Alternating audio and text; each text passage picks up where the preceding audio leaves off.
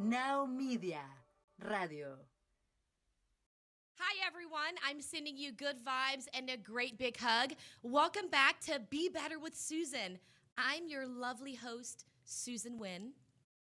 For those of you that aren't familiar with me, I am a speaker. I am a published author of One Arm But Not Unarmed.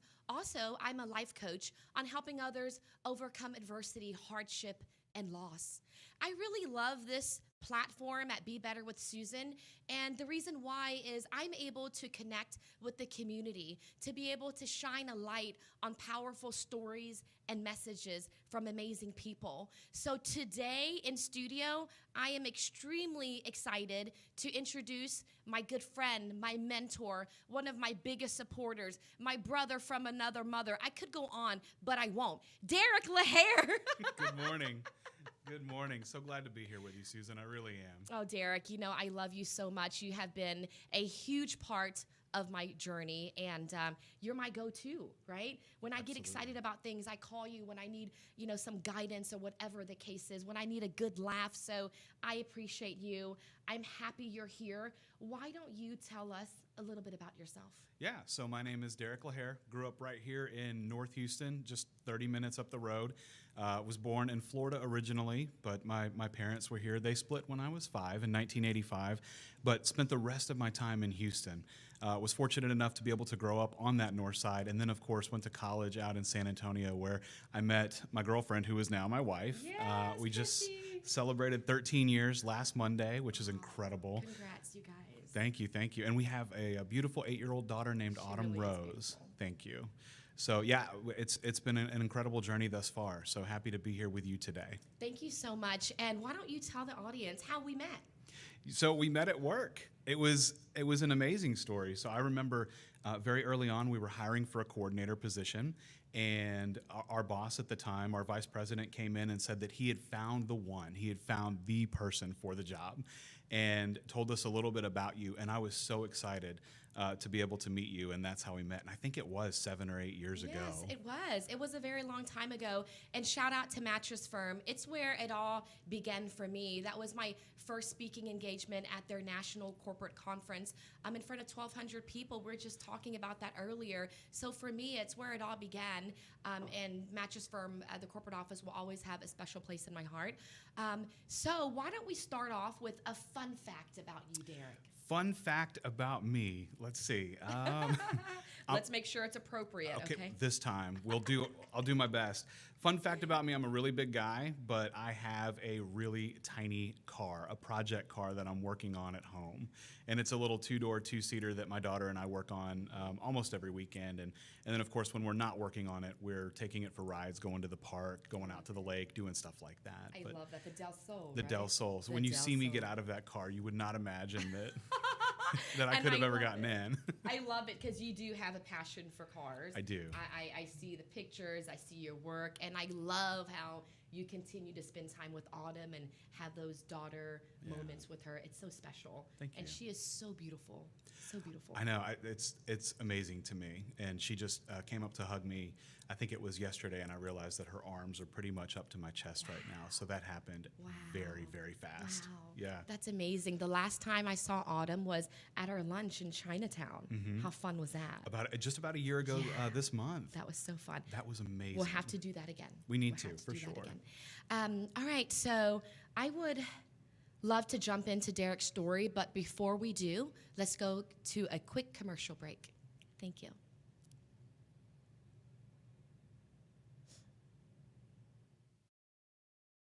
Transmitiendo desde Houston.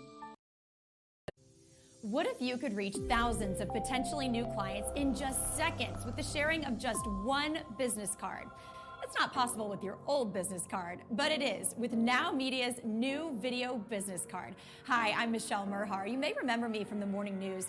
Most people who receive a conventional business card Either lose it or toss it within minutes. And with that, the company has lost that lead and likely that sale. At Now Media, our new product is changing the industry. The video business card, recorded with cutting-edge technologies in our studios, is designed to be sent quickly using your smartphone or tablet to your clients, suppliers, or anyone you need to be in contact with. It is fully compatible with any instant messaging application or email system you already have. The Now Media video business card will feature you, along with your contact information, summary of all your company's products or services, and an engaging look. Best of all, it really is affordable for any business, from startups to multinational companies. The Now Media video business cards are already being used by hundreds of companies, and most of them are seeing and feeling the difference in their lead generation and sales. We don't need to tell you how important our Now Media video business card will be to your brand, your customer experience, and your ability to interact with your clients. Call us today at 832-384-9588 or email us at videocard@nowmedia.tv.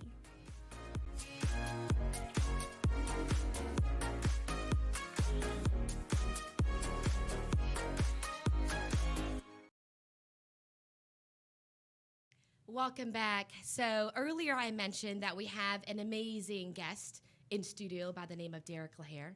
I'd like to ask, you went through some major adversity in your life. Yeah, indeed.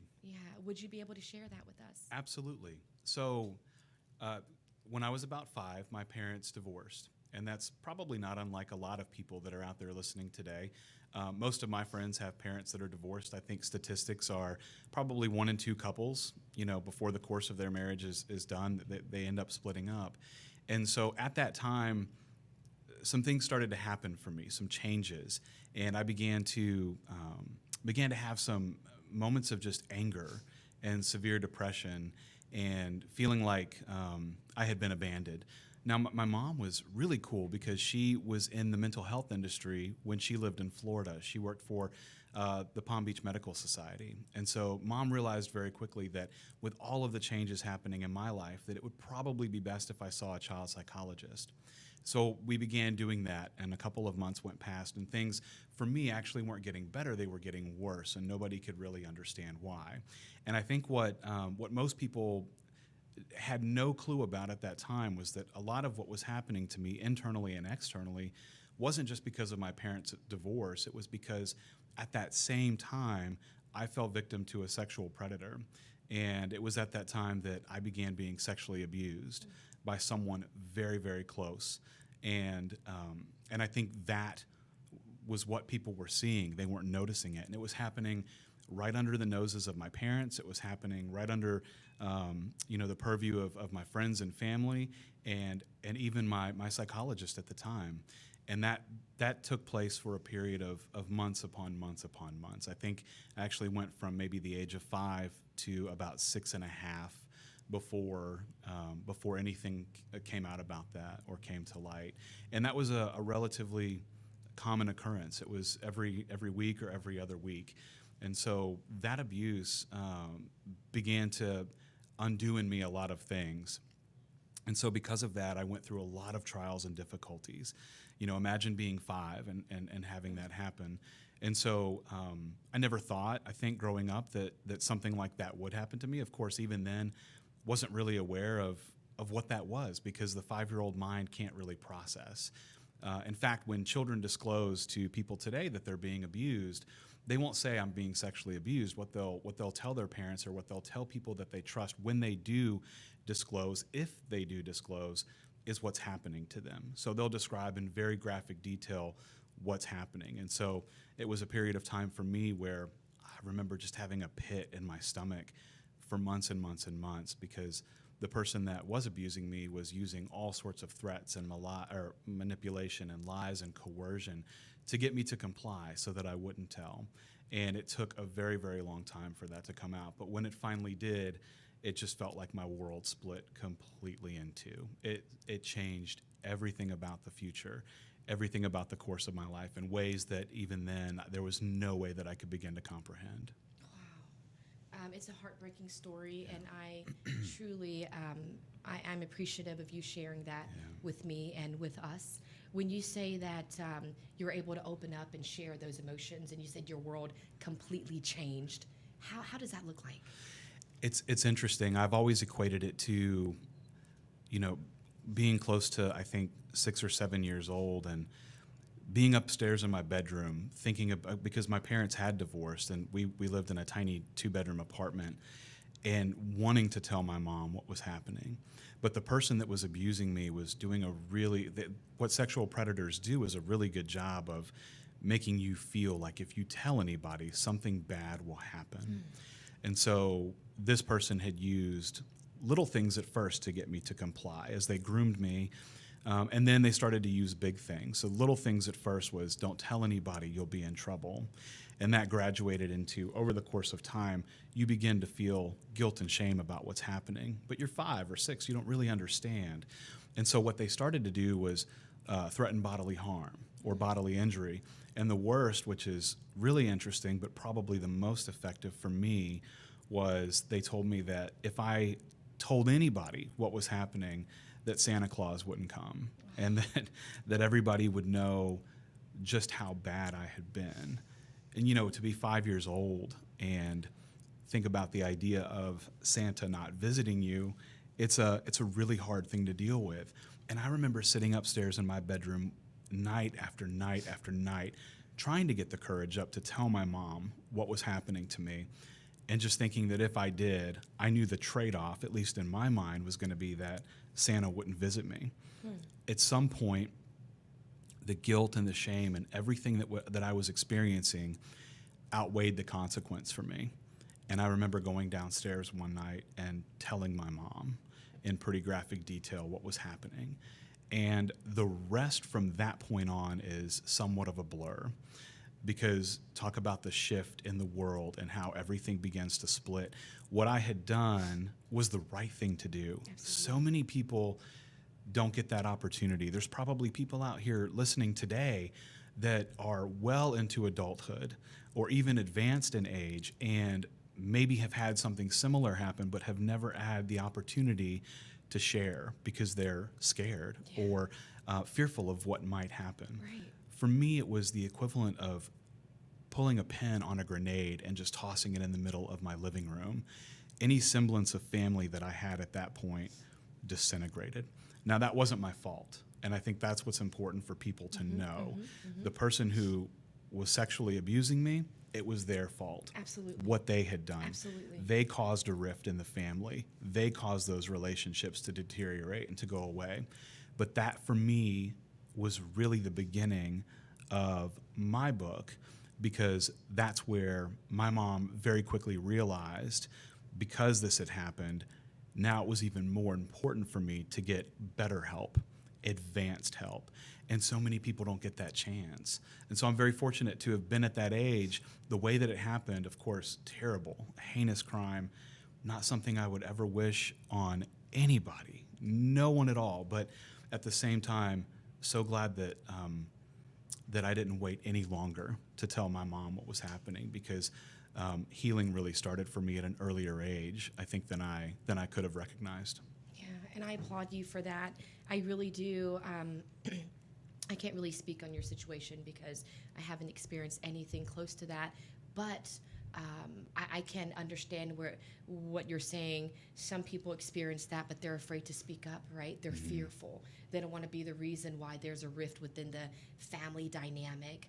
They don't want anyone to start judging them or whatever the case is. And there are people that are walking around till this day that has, experienced adulthood that's still hiding that from within, and that must be so tough. Yeah.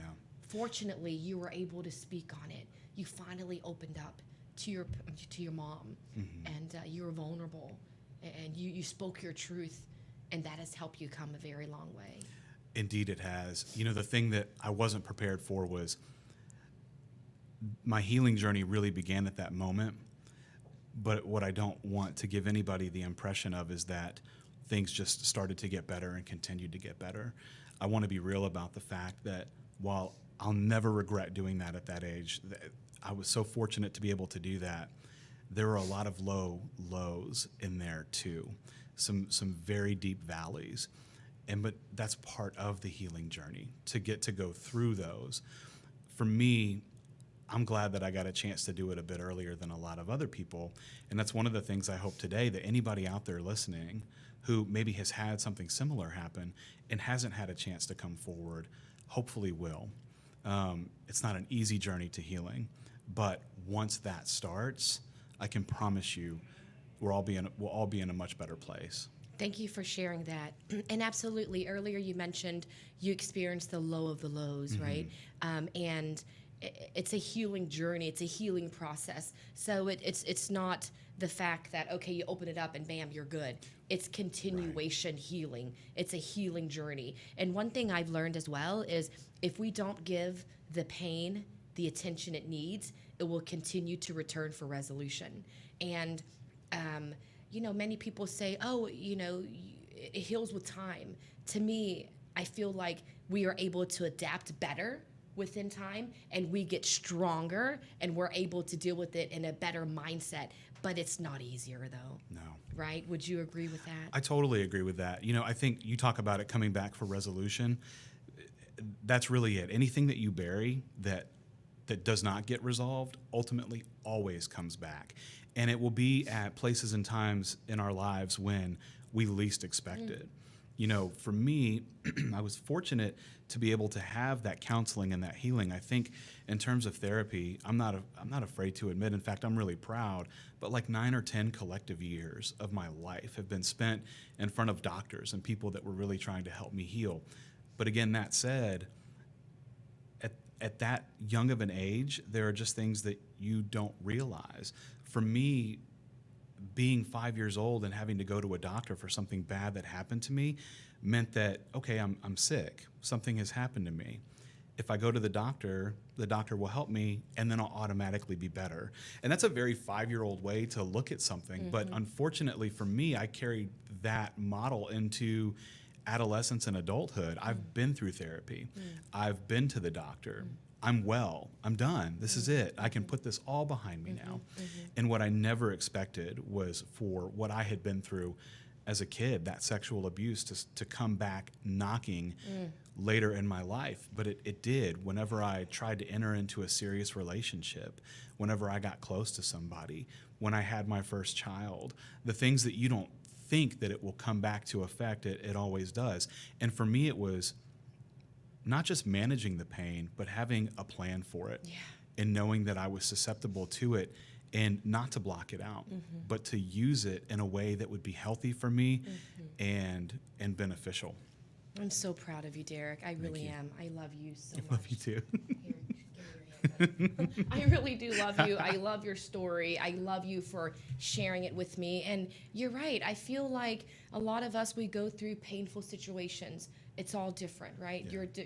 Your story is completely different from mine. But if we don't recognize, confront, and embrace the pain, it does continue to come back in different ways, right?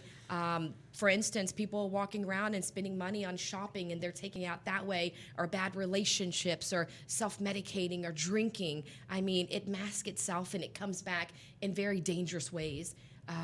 This is a lot to take in, a lot of heavy stuff. And once again, I really appreciate you for opening up and sharing your story. And we will continue to share your story when we get back from a quick commercial break.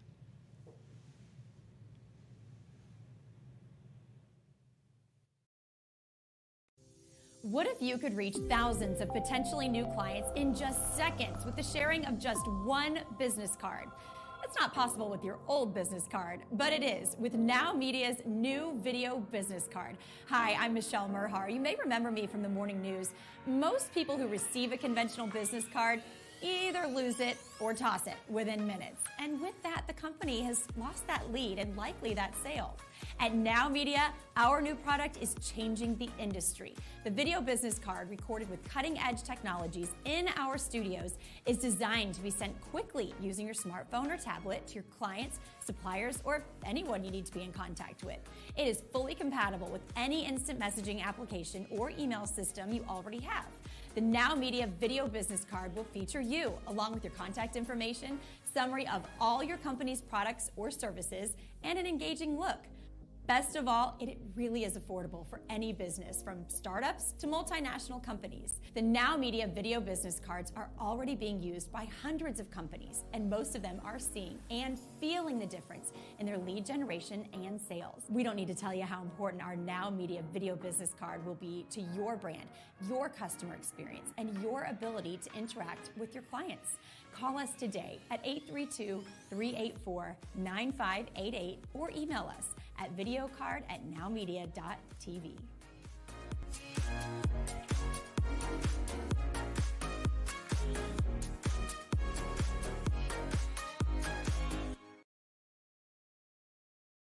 Welcome back to Be Better with Suzan. I have an amazing guest in studio today, Derek LaHare. I appreciate you being here. Before we jump back to his story, I'd like to say a quick thank you to my sponsor, Stacy Mai. If you're in the need for real estate to sell, to buy, reach out to her. Stacy Mai, she is the best in the business.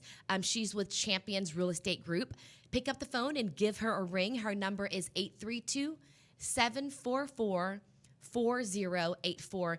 Thank you, Stacy Mai, for your generous sponsorship to Be Better with Suzan.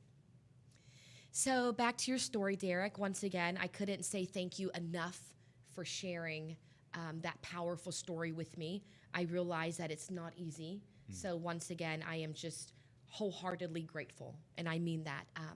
So what were the darkest moments during that time? How did that look like?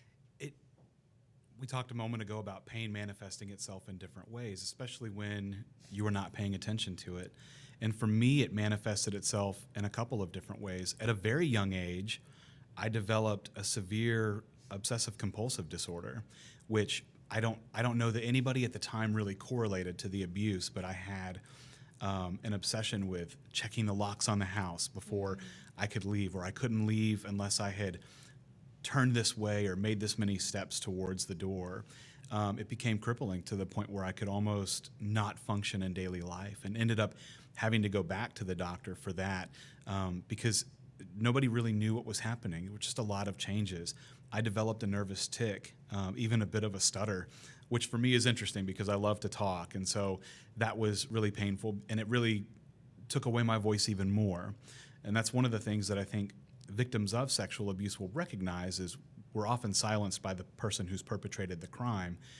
I began to find my voice a little bit later, but then with OCD, it started to go away. I got nervous to speak in public or in front of people because I had a nervous tic, or I would make sudden jerks or movements.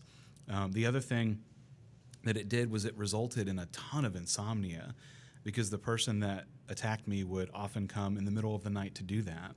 And so, not afraid to admit, but essentially sleeping with the light on all of the time, or the TV, locking every door behind me so that nobody could get in. And those were things that I carried into adulthood.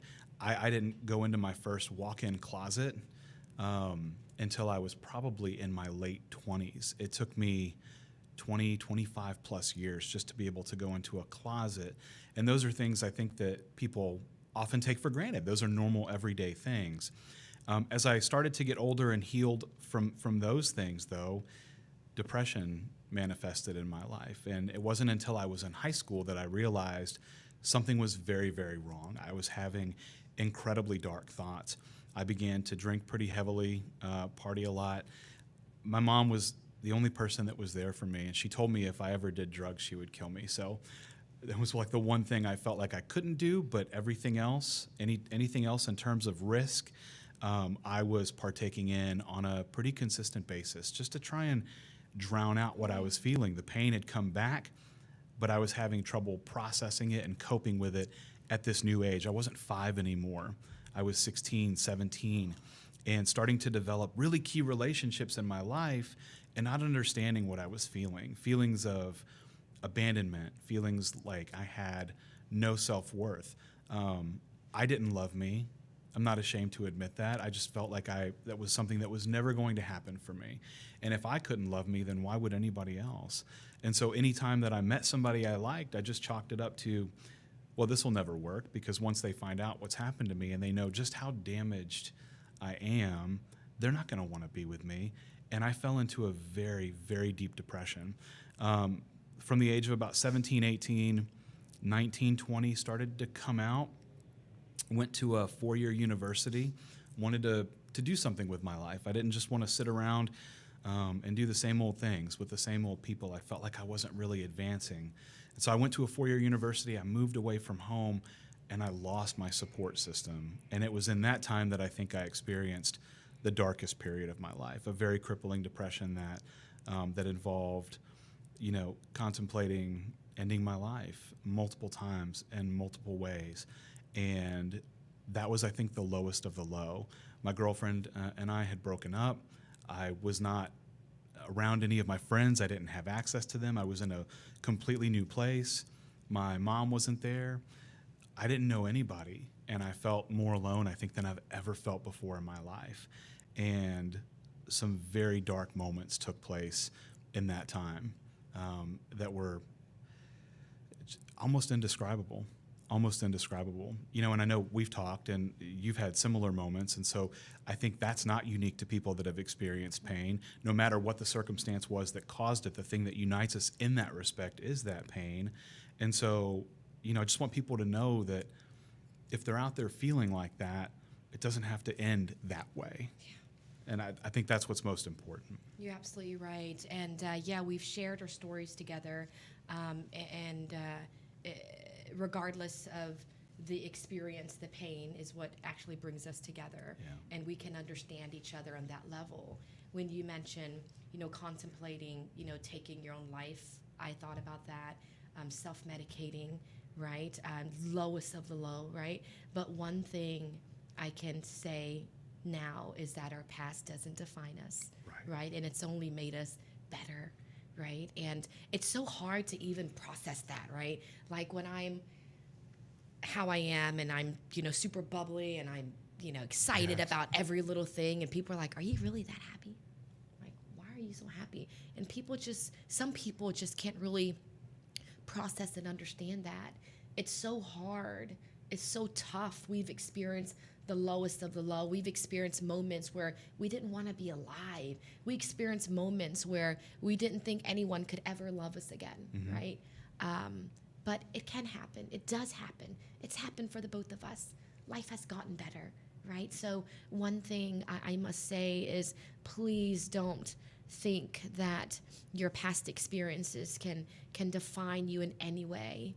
And it is very possible to be able to move forward from that hardship, from that adversity.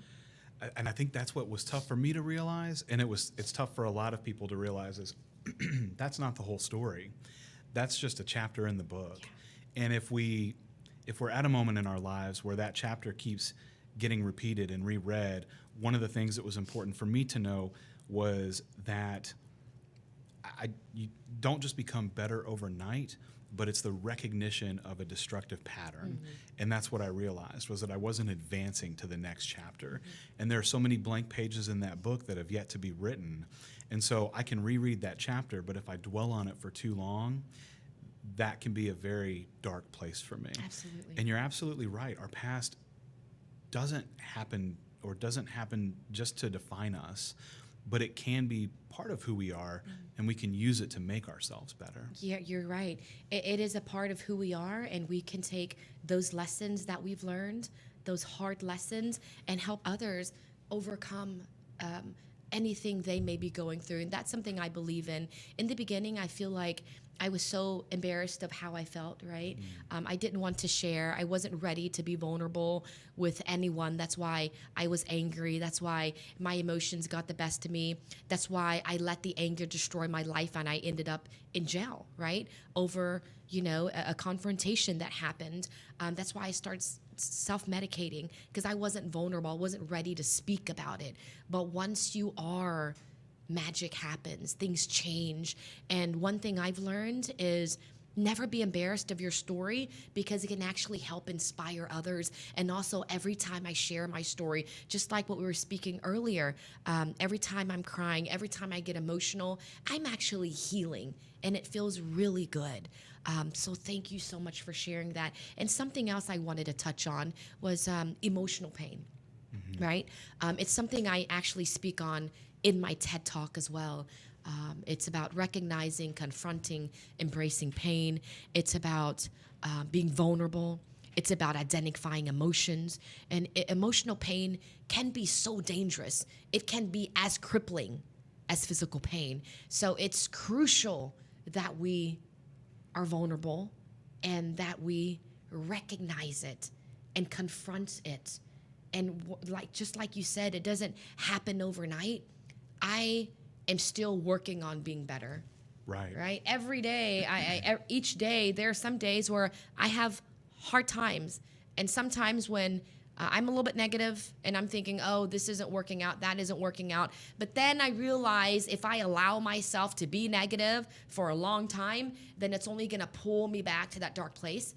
So I'm not. Can you resonate with that? Yeah, I can indeed. I think part of it is, again, that recognition and then putting in place healthy coping mechanisms. You know, you've now written a book. You have your show. You get to speak about this in front of people, and those are healthy ways, I think, to process. The thing that it always reminds me of, and hate to be a little bit of a nerd here, but no. Batman Begins with Christian Bale. You know, in the very beginning scenes of that movie, he's a young boy. He falls down the well, and it's dark, and it's damp, and it's cold, and then all of a sudden there's bats just encircling him. And you see this transition in the movie later to where he's using the thing that brought him so much pain to make himself and the city he loves so much better. And I think that's what it is recognizing what are the good things that we can do. You know, and I know that not everybody gets an opportunity to speak about their pain. And even survivors of sexual abuse, if they've not disclosed, I want to make sure that they know that that's okay. No one is obligated to speak on their story. They get to choose to do so within their time. But I know for me, it's a very healthy thing, because if I get trapped in old patterns, I know what I automatically want to run to. I know what I automatically want to do. And I have to be responsible now. It's not just me. I have a family. I'm married. I have a wife. I have a daughter. When it was just me, I could self-destruct, and that's not healthy. But the repercussions for people around me were pretty small. Now they're very large. And so we have those healthy coping mechanisms. Like you said, if you recognize that you're in a thought pattern that you don't want to be in, you actively choose to do this instead of that. For me, it's writing, it's reading, it's fishing, it's spending time with my daughter, it's that silly project car that I have sitting in the garage that I'm too big to fit into, but it's an outlet for me to process. And for me, you know, what's super important is my faith. And so in those moments, a lot of times there is solitude, but it's healthy because I feel like I'm spending time in prayer or even time with God. And I find that so incredibly healing. And those aren't always easy conversations, but I know that it's better than what I would want to do normally. And so I love what you said about recognizing those patterns and doing something actively to change the direction. Yeah, I feel like we must acknowledge those negative patterns that we're experiencing. It's all about acknowledging and recognizing. And also, you're right? Not everyone is ready to speak about their pain, but one thing I do encourage is being vulnerable. I'm not asking anyone to go on a stage and share it with 1,200 people, but lean to those around you, to your loved ones, because once you start being vulnerable and speaking about it to your spouse or to your best friend or to your mentor, whoever it is, it does help. It does really help. I can speak about vulnerability all day because that's something I'm extremely passionate about, and that's a reason why my recovery was delayed, because I wasn't ready to talk about it. I wasn't ready to tell people that I hate looking in the mirror. I hate looking at myself. I'm disgusted with how I look. I feel deformed. Like, I wasn't ready to tell people that because I was so humiliated and embarrassed. But once, years later, it took so much time to build up the nerve to be able to tell my boyfriend, husband now, or to tell my friends, this is how I'm feeling. It started helping me move forward in my recovery. But when I was hiding those emotions, man, it ate me up inside. my heart was so heavy. But when you start releasing it, it feels a lot better. So yes, I feel like you should speak on your pain whenever you're ready. This is your journey. This is your story. Share when you're ready. But I would say do share with someone, because once you do, it really does help you internally. So one thing I'd like to ask Derek is, through through everything you've mentioned and, those dark times, what was the turning point that made you realize you needed to move forward? So for me, it was back to that moment in college where I think I was at a place that day where I was going to make a really bad decision.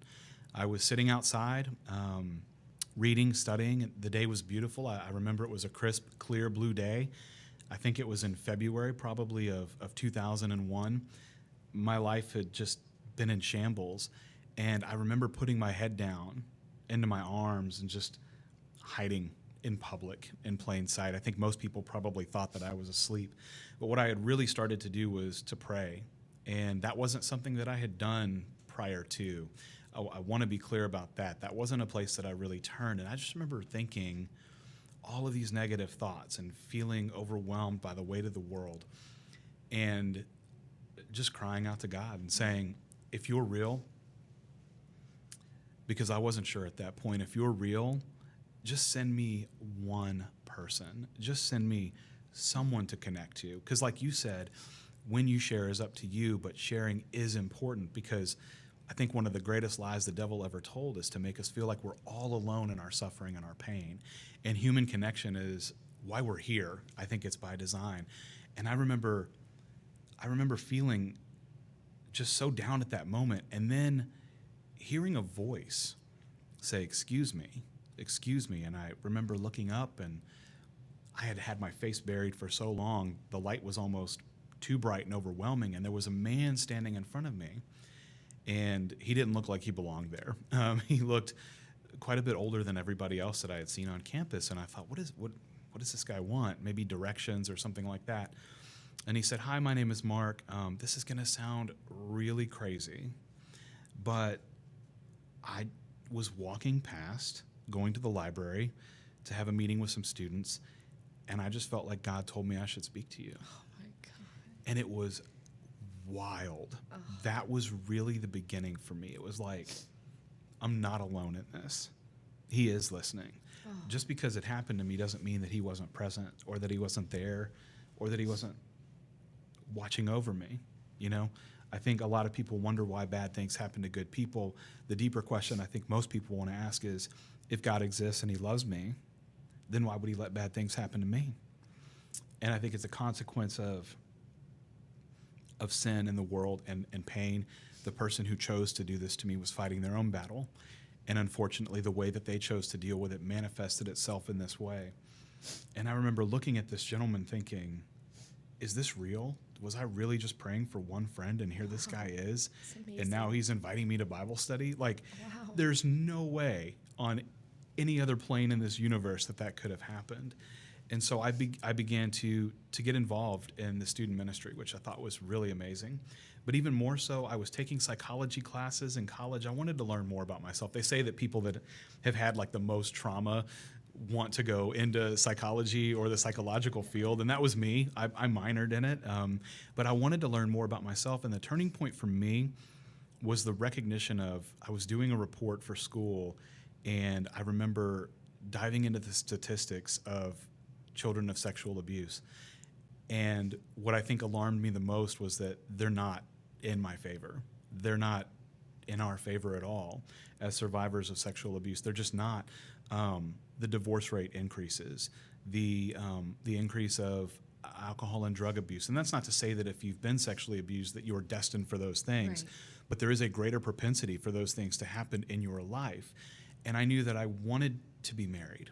I wanted to have a successful family. No one in my family up to that point had done it. I wanted to be married. I wanted to have children. And I very quickly realized, how am I ever going to love anybody if I can't even love myself? Mm-hmm.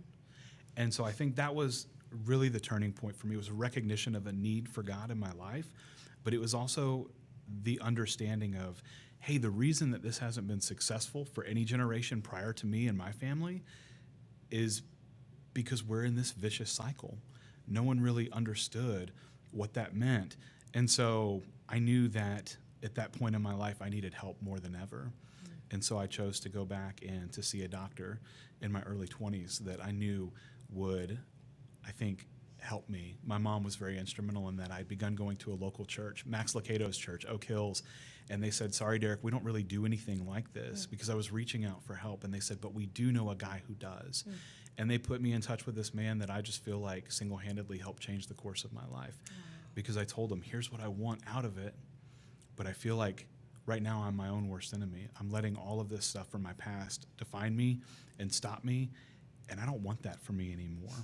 And it took a long time to arrive at that point, to go through the lowest of the lows, to be at a point where I'm sitting at a table literally contemplating ending my life that day. And a man comes up to me and says, hey, just felt like you needed a friend.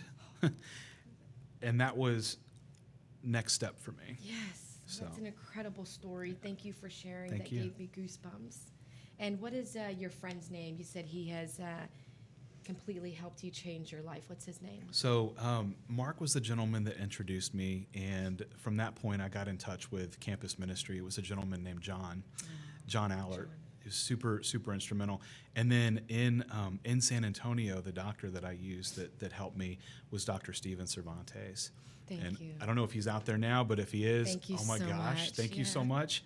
All these years later, to be watching almost, 15, 16 years later, to be thinking about being at that point and then being where I am today. And I don't want people to, like you said earlier, I don't want people to think that it's just all rainbows and unicorns now. We have tough days. You and I both know that, because on those days we'll often call each other, or we'll share with our spouse, and talk to our family. So it doesn't mean that you won't still have those days. It just Right. means that now you know what to do Absolutely. and you have a plan. Absolutely. Thank you to those gentlemen for helping out my good friend. Yeah. I'm so proud of you, seriously, how far you've grown, and really taking that experience and now sharing it with others, and just the way you've persevered. And now you're a great father, a great husband, and you've learned to love yourself and pass that love on to your beautiful family. You're an amazing soul, and I'm just so honored to have you a part of my life. Same. And you're right. It's not about, rainbows and butterflies and things are just so great now. I mean, we still have our bad days, and there are even more stories that we have that we don't even share, right? There's a lot of grief, a lot of sorrow that we've experienced, but I really appreciate that, Derek. So tell me, what was the biggest lesson that you have taken from that experience? I think from everything,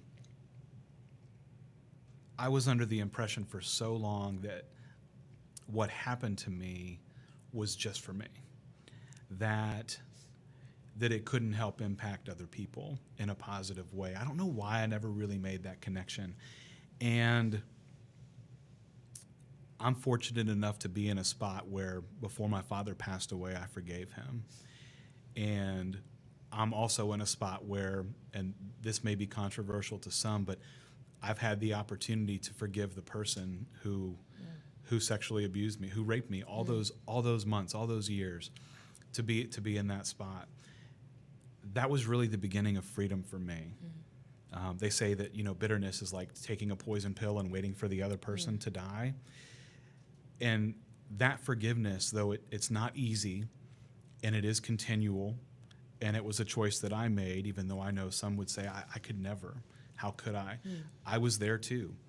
And for me to be able to move past what happened, that forgiveness is what enabled me to make that transition. But even still, I was always under the impression that my story was just for me, that it couldn't really impact anybody. And when my daughter was born, it very quickly occurred to me, I don't want what happened to me to happen to her. And so if you've got kids, it's important that you talk to them at a very young age about their body safety and what that means Because I think one conversation with me, and this is not an indictment of anybody in my family system, it was the early 80s. What did any of us know? But now it's so much more prevalent. There are movements around it. Talk to your kids about what it means to be safe. And I think that was the connection, was I never want what happened to me to happen to my daughter. I can begin very early with her an education, an understanding of what it means to be safe, what bad touch is, what good touch is. And it occurred to me then that maybe what happened to me wasn't just for me, but it was for her too, so that she would never have to go through what I went through, hopefully. And that opened up my mind to a lot, because I thought, well, if I could help her by telling this story, then who else could I help? Absolutely. And that's when I realized that for me, it's a personal choice to be able, like you, it's a personal choice to be able to tell your story. But for me, it was this awakening. It was like, oh my gosh, how many people could I impact? How many people do I know who have kids? Or how many people have I told my story to that look at me and say, hey, me too. Yeah. I've never told anybody, Derek. Right. You're the first person. Right. I'm 30 years old, 40 years old, 50 years old, 60 years old. I've never told anybody this, but there's an impact that it has. And I was looking at it not selfishly from an intentional perspective, but just thinking that it happened to me. That was something that happened. I'll continue to work and get better. It will always have an impact, but how I manage it is something that's important to me, not realizing that there's a whole other group of people out here. The statistics are interesting. I've heard as few as 1 in 4 girls and 1 in 6 boys will be the victims of sexual abuse before the age of 18. New statistics combined make it seem a little bit better, but there's never any such thing as better when you're talking about the sexual abuse of children. But 1 in 10 kids, 10% of all kids will have something like this happen to them in their lifetime before they reach adolescence. And so for me, it was this transition in thinking that I could take what happened, talk about it in a healthy manner, talk about what it takes to get there, those dark, dark moments, those low lows, and the high highs, and let people know that help and hope and healing is all possible. And above that, so is happiness. I love you so I much. love you too. I love you so much. Thank you. Thank you for sharing that, Derek. Oh. I'm sorry, I'm just at a loss for words. I'm just processing everything, and it's just, you are just so incredible.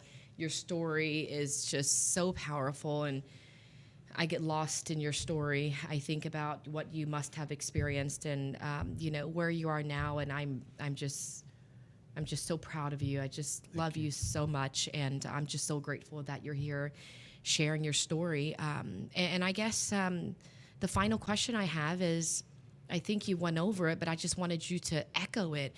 What would your advice be for people out there going through something similar to what you went through? Yeah, I think it is those things. It's, again, the greatest lie the devil ever told us, to make us feel like we're alone. You're not, in any circumstance. Whether you're the victim of sexual abuse, whether you're the victim of sexual assault, whether you're the victim of any kind of trauma or pain, there's someone out there willing to listen. If you've been through what I've been through, and especially as a male survivor, I feel like we're almost more of a rare species in a sense, because there's not a ton of attention all the time on male survivors, because males are less likely to speak up. But if you are out there struggling and suffering, you're not alone. There is help. You can disclose to somebody that you trust, like you talked about a moment ago. Find that one person who you know is going to say, I believe you, who you know is going to say, I'm here for you. And if you don't feel like that person exists, you could email one of us. Yeah.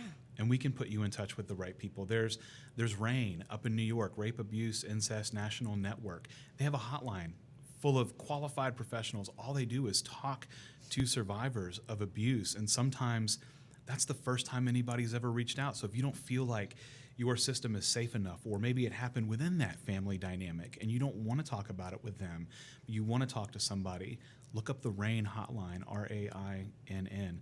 So there is help. There is hope. There is hope. I promise you, it can and does get better. even when it doesn't feel like it. And I think we've all been at those moments where we just felt like this was it. This was as good as it was ever going to be, and that's not good enough. And yet, on the flip side of that, you've experienced it, I've experienced it. There can and is so much better out there for us to experience. You talk about your relationship with Fu, your husband, and how sacred that is to you, and my relationship with Chrissy, my wife, and my daughter Autumn. Those things I never thought were possible, but they give me hope on a continual basis. And there is healing. There is healing available out there. And a lot of times, I would say almost every time, it begins with that human connection that you talked about. So even if you're not at a point where you can get in front of a microphone or stand in front of a camera like we're doing today, that's okay, but talk to somebody, because that's really the beginning of healing. I shudder to think about what would have happened if I hadn't gone downstairs that night and told my mom when I did. How many more years would I have lived with this? And if that's you, understandable, like not an easy thing to do. And I get it. I get why so many people are quiet. The first time I shared my story with anybody, I remember thinking just how nervous I was. It was a one-on-one kind of situation, and they just broke down crying. And I'm like, I know, pretty crazy, right? And they looked at me and said, no, Derek, you don't understand. The same thing happened to me. But I'm in my mid to late 20s. I've never told anybody. So there is help, there is hope, there is healing, and there is happiness. There's a life out there that people can't see as being possible because they haven't experienced it. And how many of us know that our expectations are so often different from what reality is? But I find that true happiness is in those unexpected things. It's my daughter, yesterday handing me a little rock and saying, Daddy, take this with you. Leave it in your pocket so that you'll think of me today. So every time I reached into my pocket, I felt this rock, and I thought of her. But that's not something I ever thought that I could have as a child, and it just happened to me yesterday. Yeah. And so all of those things are possible. The road to them is not easy. So I don't want to misrepresent what that journey looks like, but it's being better in spite of the pain. It's knowing that you can use it and leverage it to your benefit at some point, even though it may seem like it's the thing that controls and cripples you. You can be in charge of it, and you can manage it. And if you're out there listening and something like this has happened to you, I want you to know it's not your fault, never your fault, and that healing is possible. Thank you so much, Derek. I appreciate that. And yeah, I'd like to echo that, right? Our whole life, our life is our decision, what we decide to do, how we decide to respond to those situations. And many of us, we go through some hardship, some major adversity, and we feel like giving up. You've experienced that many times. I have as well, but it's right at that cusp. Just don't give up. Keep going, because you never know what's on the other side if you don't keep going. So just know that there's help out there. There's hope. You can be happy after something traumatic. We're living proof of that, right? Amen. We are. And I just really appreciate you being here, for your time, sharing your story. I love and respect you, and I have so much gratitude for you, Derek. Well, same. I love you, buddy. I love you too. Thank you so much for having me on. No problem. It means the world. Thank you so much, and that's it for today. I hope you tune in next time. Let's be better together. Thank you.